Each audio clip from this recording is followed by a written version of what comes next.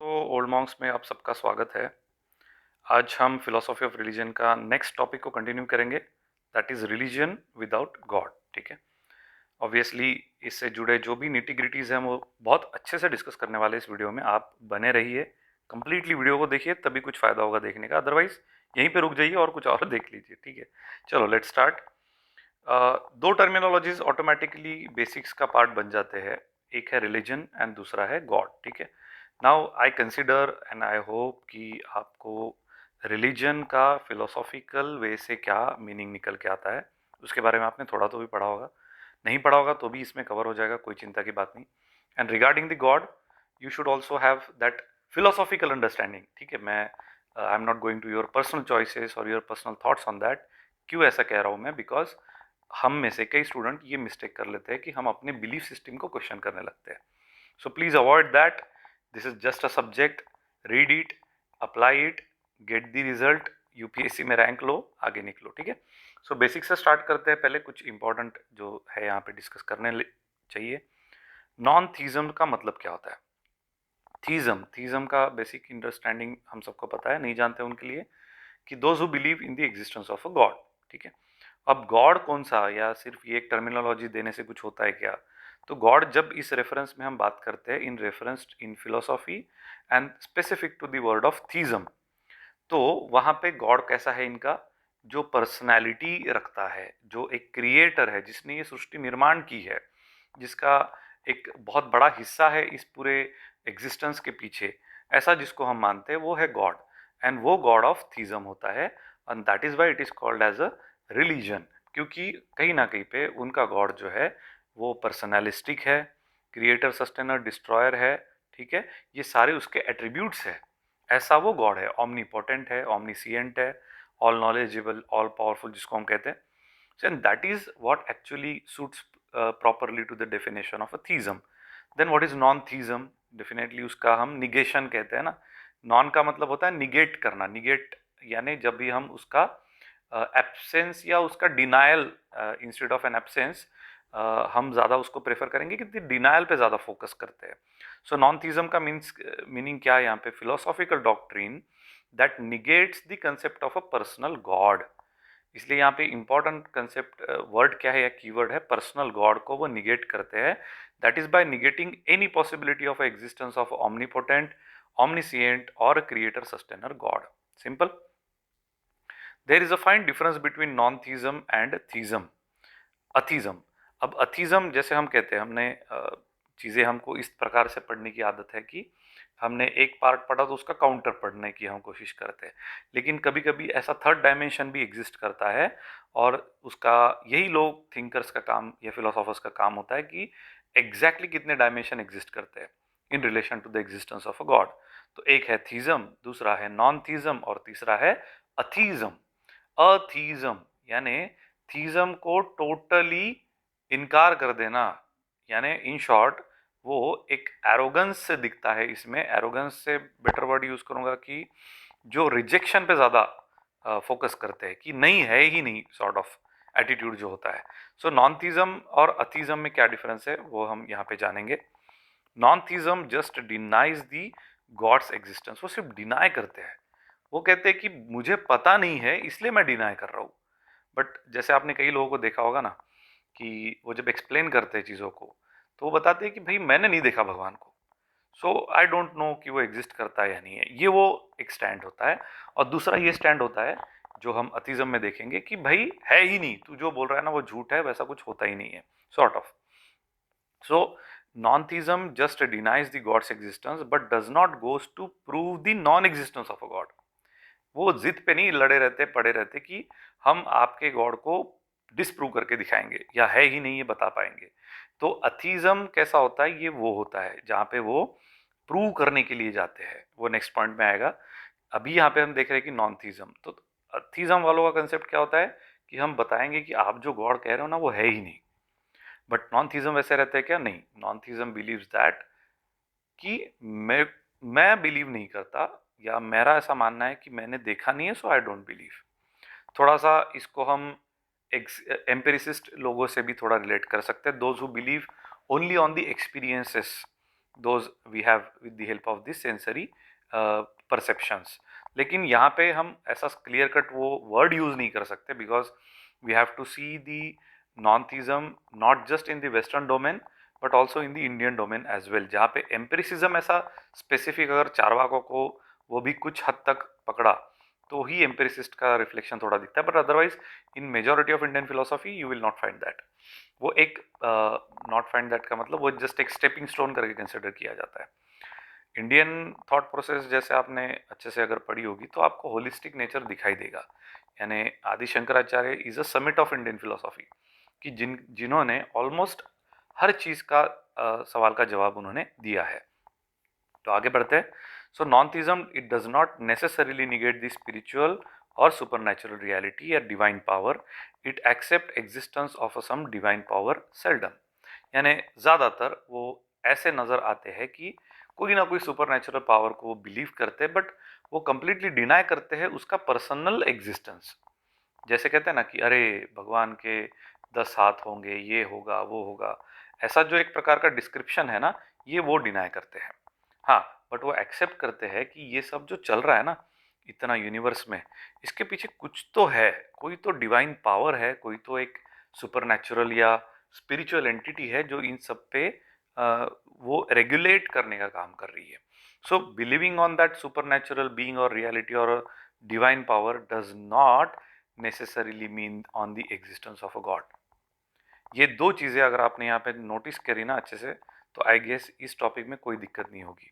क्योंकि जनरली हम क्या करते हैं कि सुपर नेचुरल एंटिटी यानी स्पिरिचुअल रियलिटी यानी डिवाइन पावर यानी गॉड, तो ऐसा नहीं है फिलोसॉफिकल डोमेन में।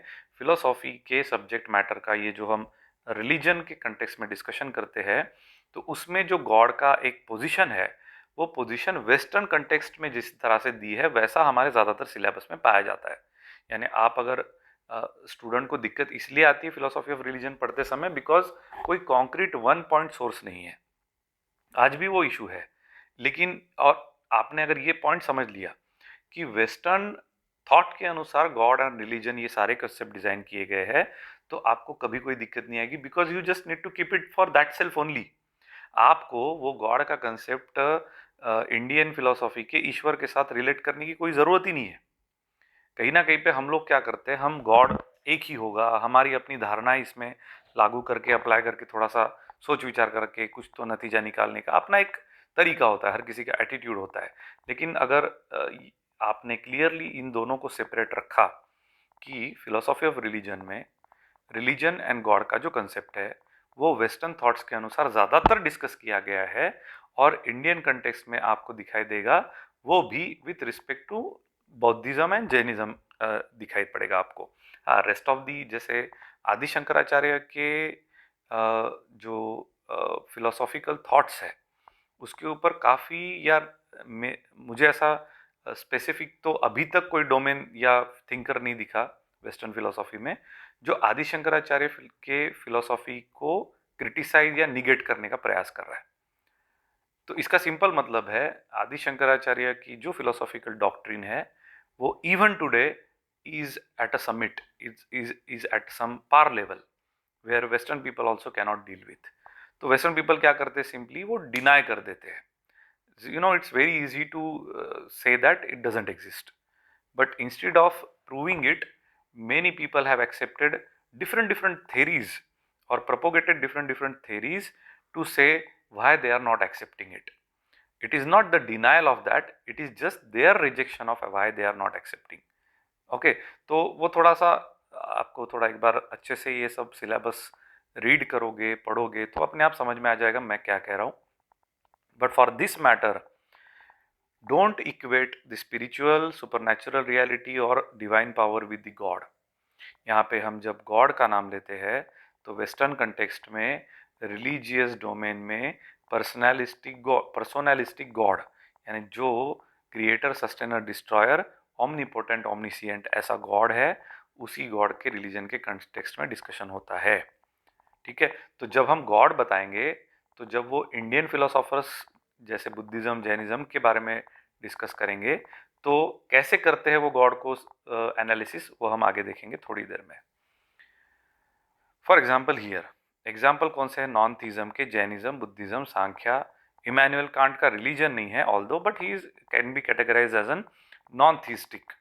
ओके, जो स्पेसिफिकली गॉड पे तो विश्वास नहीं रखता है लाइक दैट कि कोई एंटिटी उसने देखी है नहीं देखी है, बट उनका एक मानना है कि मॉरल नेचर के कंटेक्स्ट में उन्होंने जो बताया है तो वो डिवाइन पावर के कंटेक्स्ट में बात करते हैं, कोई स्पिरिचुअल एंटिटी के कंटेक्स्ट में बात करते हैं, not in the context of a personalistic God, जिसकी एक अपनी पर्सनैलिटी है, personality not in the sense of a human being, but जो दिखता है, जिसको हम देख सकते हैं, जिसको हम फील कर सकते हैं, एक्सपीरियंस कर सकते हैं, काइंड ऑफ। ओके, इंडियन तो कुछ और ही लेवल पे एग्जिस्ट करती है, ये वहां तक शायद पहुंचे भी नहीं है, शायद होल फिलोसॉफी का लिटरेचर वहां तक अभी तक पहुंचा नहीं है, ठीक है।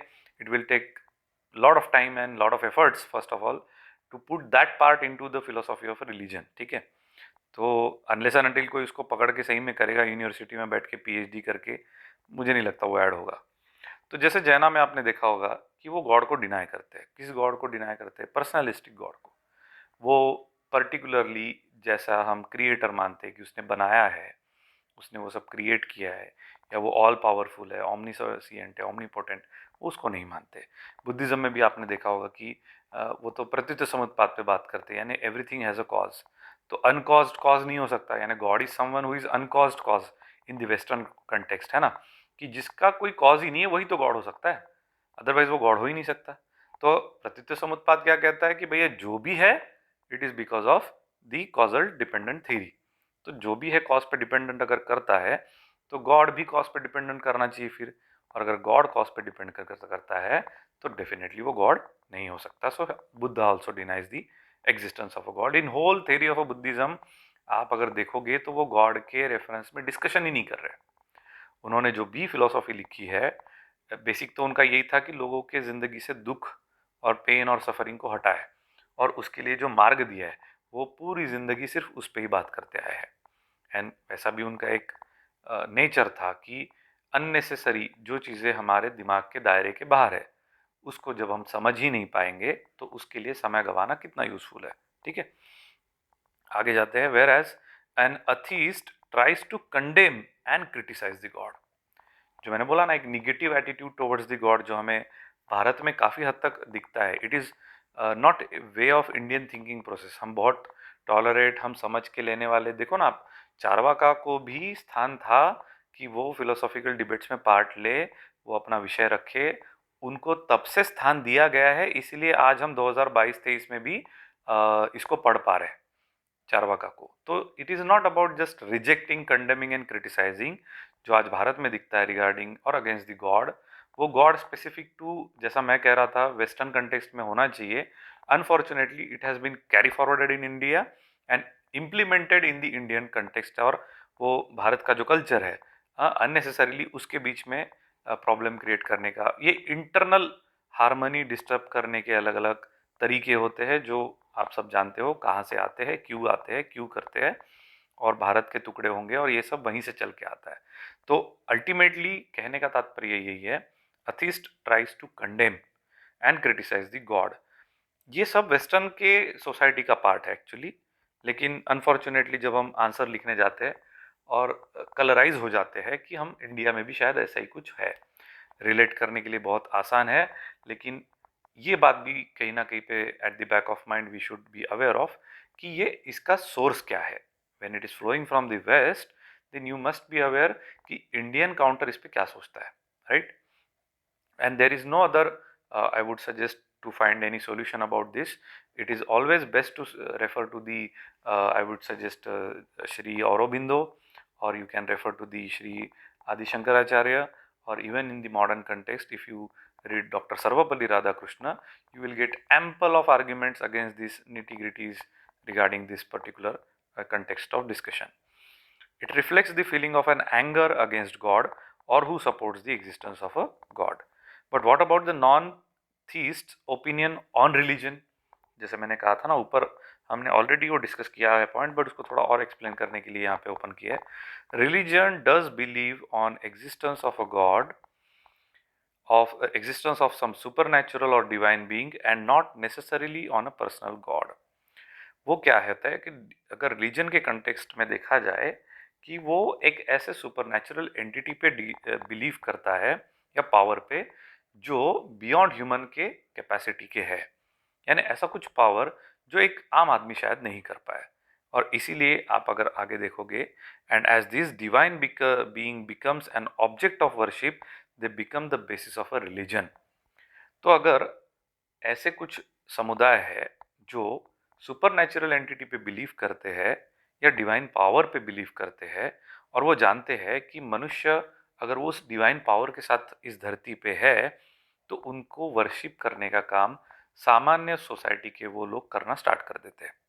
जैसे भगवान महावीर, जैसे गौतम बुद्धा, अगर उन्होंने गॉड को डिनाई किया, उन्होंने रिचुअल्स को डिनाई किया, then why their follower started praising their own object, है ना। यानी कहीं ना कहीं पे जिन्होंने भगवान को डिनाई किया, लोगों ने उनको ही भगवान बना दिया। तो जैसे भगवान महावीर की अगर बात करें तो लोग उनको प्रेज करते हैं, मंदिरों में उनके आज मंदिर है उनके, राइट। गौतम बुद्धा के भी आपको विहार दिखेंगे या तीर्थ स्थल दिखेंगे, है ना। इसमें क्या होता है कि now Buddha is not considered as a object of worship in a ritualistic sense. Buddha or Mahavira is considered as an object of worship because they are having that divine power, or they are having that supernatural spiritual power with them. This has been appreciated, accepted by a lot of people, and that's why they have become the object of a worship, and so it is called as a religion. But this religion does not have a God in its whole domain of existence. और यही हमें समझना बहुत ज़रूरी है when we talk about religion and the concept like theism, atheism and non theism. तो theism बहुत easy है समझने के लिए, इसलिए उसके बारे में मैंने ज़्यादा कुछ यहाँ पे लिखा नहीं है। कन्फ्यूजन जहाँ पे स्टूडेंट्स को होता है उसके बारे में ही ज़्यादातर कंटेंट इंक्लूड किया है कि नॉन थीज़म भी रिलीजियस हो सकते हैं, बिकॉज नॉन थीज़म भले ही गॉड के एग्जिस्टेंस को डिनाई करते हैं, लेकिन वो एक निगेशन है। वो ये नहीं कह रहे कि है ही नहीं, क्रिटिसिज्म नहीं है, कंडेम्शन नहीं है, इट इज जस्ट सिंपल कि वो कह रहे आई डू नॉट बिलीव, मुझे नहीं पता कि वो है। And for such non atheistic people it is, मैं बहुत आपको सादी भाषा में एक्सप्लेन करने का प्रयास कर रहा हूँ, लेकिन फिलोसॉफिकल डोमेन में अगर देखा जाए तो व्हाई जैना denies the God who is having that creator, sustainer, destroyer or kind of a thing, it is all because they know their own way of dealing with the things and how life can be better made. Karma theories पे ज़्यादातर इन्होंने focus किया, वो भी हमको नज़र आता है। आगे देखेंगे बुद्धा के कुछ आर्ग्यूमेंट है इस कंटेक्स्ट में। One must take a note that divine entities must not be understood as a God. ये जानबूझ के लिखा है मैंने, बिकॉज हमें इन दोनों में डिफरेंस करते आना चाहिए, तभी हम नॉन थीज़म को रिलीजन का बेस अप्लाई कर सकते हैं, या हम religion as a for non theism हम लागू कर सकते हैं। बिकॉज वी नो कि रिलीजन किस पे मान्य करता है, या रिलीजन स्पेसिफिक डोमेन को अगर या कम्युनिटी को अगर हमें अप्लाई करना है as an concept in philosophy, तो हम ये देखेंगे कि पर्टिकुलर कम्युनिटी में कोई डिवाइन पावर पे बिलीफ या फेथ है क्या, कोई डिवाइन स्पिरिचुअल एंटिटी पे फेथ है क्या। It does not necessarily need to be that personalistic God, ठीक है। तो वहाँ पे वो कंप्लीटली हम डिफ्रेंशिएट कर सकते हैं। अगर आपको ये दो चीज़ें समझ में आ जाए कि हर बार डिवाइन एंटिटी का मतलब गॉड ही हो, ऐसा नहीं है, because they do not have a personal qualities which God is suppose to have. Personal qualities का मतलब जैसा मैंने बनाया, अगर आप कुछ बनाते हो तो आप वो कंटेंट आता है ना कि मैंने ये क्रिएट किया है, ये वीडियो मैं जैसा बना रहा हूँ आपके लिए, वैसे अगर गॉड ये वर्ल्ड को क्रिएट कर रहा है तो God must be having that personalistic attributes with him, तभी तो वो क्रिएट कर पाएगा। अगर गॉड की पर्सनैलिटी ही नहीं है तो यू कैनॉट इवन इमेजिन, है ना। तो वो ऐसा पार्ट हो जाता है जहाँ पे शायद आप आंसर भी करना कर पाओ। इसलिए सिंपली वेस्टर्न फिलोसोफर क्या करते हैं, डिनाई कर देते हैं। और डिनाइल के फिर बहुत सारे थेरीज उन्होंने रखी हुई जो हम वेस्टर्न में या कंटेम्प्रेरी पार्ट में पढ़ते हैं। But basically Indian have went beyond that to show and prove yes it exist, though non personalistically, जैसा भगवद गीता में कहा गया है, but for sure it has some role to play in all dimensions of a thing. So a non atheist can be religious as well. अगर ये properly आपने समझ लिया कि डिवाइन एंटिटीज और गॉड, इस दोनों कंसेप्ट को में डिफरेंसेस है, फिर से हाथ जोड़ के रिक्वेस्ट कर रहा हूँ, सिर्फ फिलोसॉफिकल डोमेन में हम पढ़ रहे हैं, don't apply this to your real life. And second important point we should consider और rather keep it in mind कि ये सारा वेस्टर्न थॉट्स है, ठीक है। Essential features of a God, अब बेसिकली मैंने ये जानबूझ के लिखा है सो दैट जिन बच्चों को इस पे क्लैरिटी नहीं होती है कि गॉड सर फिर किसको माना जाता है, तो ये गॉड वाला वो अपना पर्सन उसमें मत लाइए, हाँ, जो अपन या आप खुद जो भी पर्टिकुलर रिलीजन के होंगे या जो भी बिलीफ सिस्टम आपका होगा, उसको प्लीज ये अप्लाई ना करें। बहुत सारे स्टूडेंट ना इसमें गड़बड़ कर देते हैं। Keep it as a syllabus. आप शायद इंजीनियरिंग करी हो, डॉक्टर हो आप, या आपने कोई भी ग्रेजुएशन जो भी किया हुआ है, उसमें जैसे आपने किसी सिलेबस को पढ़ा है वैसे ही इसको पढ़िए please. I am requesting you all. Essential features of a god which is accepted by majority from the point of view of a religion, that God has a personality like human being, God is a creator, sustainer, destroyer, God is omnipotent, omniscient, all powerful, all knowledgeable. Okay, accordingly many religions praise God because of various attributes that God possesses. ये जो attributes हमने ऊपर लिखे उसके वजह से वो God को मानते हैं। While some religion reject the existence of a god with such attributes, कुछ ऐसे हैं जो इस गॉड के एट्रीब्यूट्स के साथ उनको रिजेक्ट करते कि ऐसा कुछ हो ही नहीं सकता। But both can be called as a religion, यही यहाँ पे हमने देखा है। In this context if we see Jainism and Buddhism though praise Mahavira and Buddha as a God, but that God is not a creator, sustainer and destroyer, that is with the attributes mentioned above. वो मानते हैं किसको? एक divine entity को मानते हैं, एक supernatural power को मानते हैं जो इस सबके पीछे है। जैसे जैना कहता है ना कि इवन स्टोन्स हैव जीव इन देम, है ना, पुद्गल मासेस, उसमें भी जीव का प्रेजेंस है, वो बोलते हैं ना। तो वो क्यों? Because they know somewhere it is a divine power being involved in every single dimension of this life, including the stone. That's why they deny any such God who is a creator, sustainer and destroyer, because उनके अनुसार वो creator है तो वो क्यों ऐसी चीजें बनाएगा जो कि इम्परफेक्ट है। या फिर वो इस पे भी जा सकते हैं, या वो आप एक बार पढ़ लो proof for the non existence of a God and their denial, so वो ऑटोमेटिकली आपको क्लियरली समझ में आ जाएगा, जो बुद्धा में भी हमने आगे थोड़े कुछ पॉइंट लिखे हैं। Instead, they believe in the existence of a supernatural or divine being, and for them it is Mahavira and Buddha, and so they worship such divine power. जैसे जैना में तीर्थंकर है, आप सब जानते हो। मोस्टली बुद्धा के डायमेंशन में देखा जाए तो महावीर स्वामी सॉरी गौतम बुद्धा को ही ज़्यादातर मान्यता मिली है अक्रॉस, भले ही चाहे महायान हो हीनयान हो। Thus Buddhism and Jainism qualified as a non-theistic religion. अब हमने क्या सीखा एज एन फिलोसॉफी स्टूडेंट?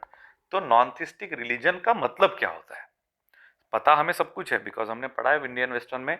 लेकिन फिलोसॉफी ऑफ रिलीजन, रिलीजन की क्या फिलोसॉफी है, तो उसमें एक पार्ट ये है जो नॉन थिस्टिक भी कंटेंट को डिफाइन करने की कैपेसिटी रखता है। तो जो भी थिंकर है उन्होंने ये कैटेगराइजेशन करने का प्रयास किया है। This is not a water tight, इसको सबको डेफिनेट समझ के कभी भी उसको कंक्लूड मत कर देना कि ऐसा ही है। It is so vast, so mystical, it is so diverse कि कोई भी किताबों के जरिए इन चीज़ों को एक्सप्लेन नहीं कर पाएगा। ये बात आपने पूरा, चाहे आईएएस निकल जाए या ना निकले, वो बात ध्यान में रखनी है आपने, because it is not that easy like a science as we see with the materialistic world to deal with this. Okay, religion itself has some different colors. Thus Buddhism and Jainism refuted the proofs provided by Nyaya for the existence of a god. जैसे आपने, ये मैंने इसलिए लिखा क्योंकि कुछ कुछ students को एक क्लिक मिलता है कि वो अगर नहीं पढ़ा है उन्हें कि बुद्धिज्म और जैनिज्म ने न्याया के अगेंस्ट, या न्याया ने जो proof for the existence of a God दिए है उसके अगेंस्ट बुद्धा और जैना ने क्या आर्ग्यूमेंट दिए है, ये अगर नहीं पढ़ा होगा उस स्टूडेंट ने, तो I request you go and first read it and take a note of it. कहीं तो नोट्स बना के रख लीजिए, आपको ये पेपर 1 में भी काम में आएगा और ये पेपर 2 में भी इस सब्जेक्ट में काम में आएगा। तो नहीं पढ़ा होगा तो उनके लिए जस्ट एक रिमाइंडर पॉइंट था मेरे तरफ से, किया होगा इट्स वेरी गुड, आप लाइन में हो। Next, now if we relate Buddha's philosophy, जैसे मैंने यहाँ पे कुछ आर्ग्यूमेंट दिए हैं जो बुद्धा की फिलोसॉफी के अनुसार गॉड के, उस पर्टिकुलर पर्सनालिस्टिक गॉड के एग्जिस्टेंस को डिनाई करते हैं। प्रत्युत्तर समुत्पाद rejects existence of any uncaused entity, that is nothing can exist without a cause. यानी सिंपल है, अगर जो मैंने आपको थोड़ी देर पहले भी एक्सप्लेन किया था कि कोई भी चीज इस वर्ल्ड में जो है, it is all because of certain causes and it is a theory of a dependent origination, कि ओरिजिनेशन जो है ना वो डिपेंडेंट है इस पूरे संसार में। So where the God will come from then, as God must be the first one to come then.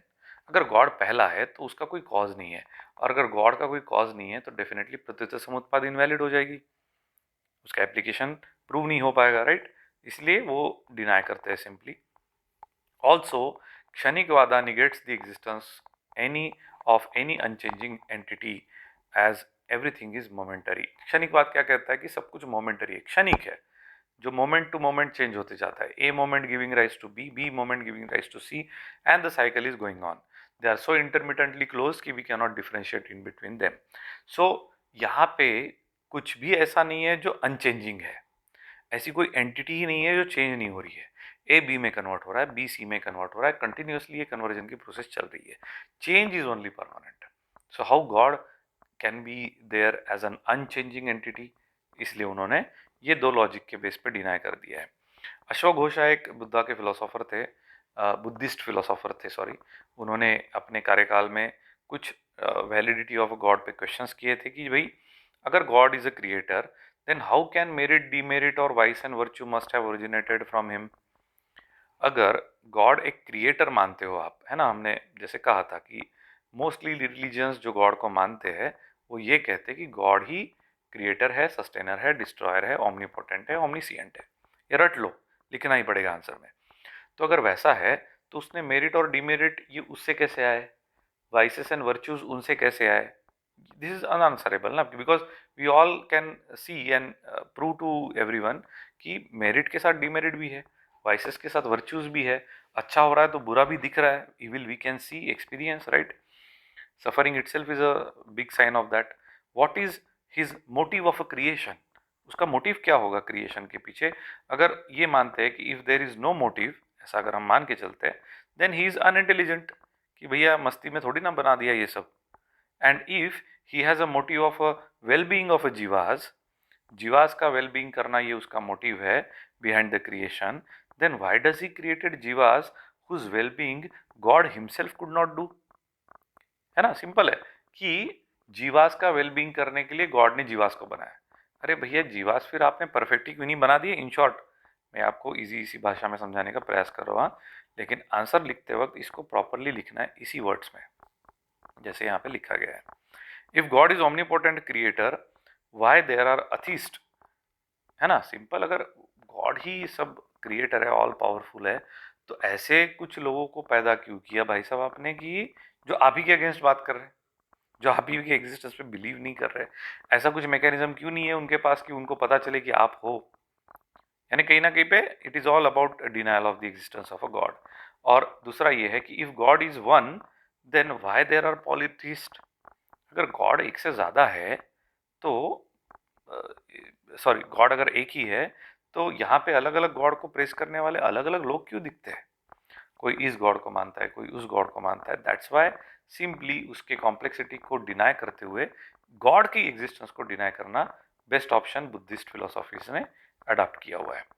Even moral argument can not prove, यानी जो स्पेसिफिक कांट ने दिए है या कई सारे लोगों ने, फिलोसोफर्स ने दिए, जो वेस्टर्न डोमेन में आप देखोगे तो वो कहते हैं कि मॉरलिटी का देन बेस क्या है, उसका सबस्ट्रेटम क्या है।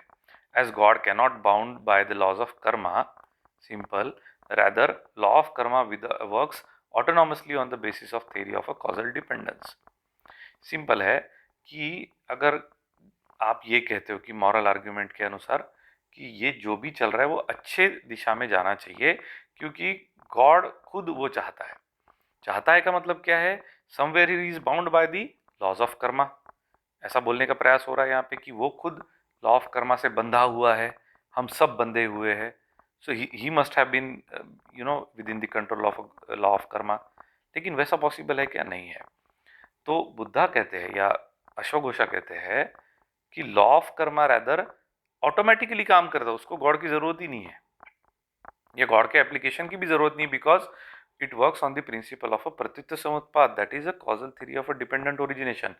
जैसा बोओगे वैसा पाओगे, जैसा बीज लगाओगे वैसा पौधा पाओगे। In short, law of Karma is without being dependent on God, autonomously it is working. तो ये एक प्रयास था कि जिसके आधार पे हमने ये समझा कि नॉन थिस्टिक रिलीजन कैसे एग्जिस्ट करते हैं, उसके क्या डायमेंशंस है, उसकी क्या लॉजिकल थ्योरी है, या अल्टीमेटली अथिस्ट और नॉन थीज्म में क्या डिफरेंस है। सो रिलीजन विदाउट गॉड में जब हमने रिलीजन पढ़ा, रिलीजन का बेसिस पढ़ा, and that is what it is the existence of some supernatural power which is beyond. Religion कब आता है ऑटोमेटिकली, जब कम्युनिटी में ह्यूमन बीइंग के कंटेक्स्ट से ऊपर कुछ हमें दिखता है और हम उस पर विश्वास रखते हैं, तो हो गया वो रिलीजन। अब उसमें दो कैटेगरीज है। पहला जो एक पर्सनलिस्टिक गॉड को मानता है, जो क्रिएटर है, सस्टेनर, डिस्ट्रॉयर है, और एक ऐसा है जो इसको डिनाई करता है, क्रिएटर, सस्टेनर, डिस्ट्रॉयर गॉड को, और एक डिवाइन पावर को, सुपरनैचुरल पावर को, स्पिरिचुअल एंटिटी को मानता है, जो कि क्रिएटर, सस्टेनर, डिस्ट्रॉयर नहीं है, like as we have seen in the Jainism, Buddhism. आई बात ध्यान में। सो अकॉर्डिंगली रिलीजन, उसके दो कैटेगरी, सिंपल और एक मानने वाले गॉड को, जो मोस्टली वेस्टर्न थॉट्स में हमको दिखते हैं, और इंडियन थॉट्स में हमने देखा कि रिलीजन विदाउट गॉड कैसे एग्जिस्ट करता है। आई बात ध्यान में। And that's why it is called a non theistic religion. आई बात ध्यान में। सो अल्टीमेटली अब आप मुझे बताइए, I am just giving as a thought to you, कि क्या अथीस्ट रिलीजन हो सकता है? जैसे नॉन थीज्म रिलीजन करके हमने देखा था, वैसे अथीस्टिक रिलीजन हो सकता है क्या? Okay, so thank you for watching guys. For any queries if you have, you can comment, write your queries to me on the given mail id, and next video will be on the religion without a god in the context of Ninian Smart and Richard Dawkins. अभी ये दो western philosopher है again, तो हम religion without God इनके context में क्या है वो देखेंगे, सो दैट आपके लिए एक मटेरियल रहेगा। ये कोई टॉपिक वाइज क्वेश्चन नहीं आते philosophy of religion, you know. एक दो, एक तीन चार यूनिट्स को अगर हमने छोड़ा, तो मेजॉरिटी यूनिट्स ऐसे है कि हमको इंटरकनेक्टेड ही दिखते हैं, ठीक है। सो ये जो कंटेंट जस्ट देने की कोशिश कर रहा हूँ, आप इसको फ्रीली यूज कर पाए अपने आंसर राइटिंग में, that's my only intention. So thank you so much for watching guys, wish you all the best. और जो मैंने क्वेश्चन किया आपको, कमेंट बॉक्स में उसका आंसर आप लिख सकते हैं। Thank you so much, have a great day, bye.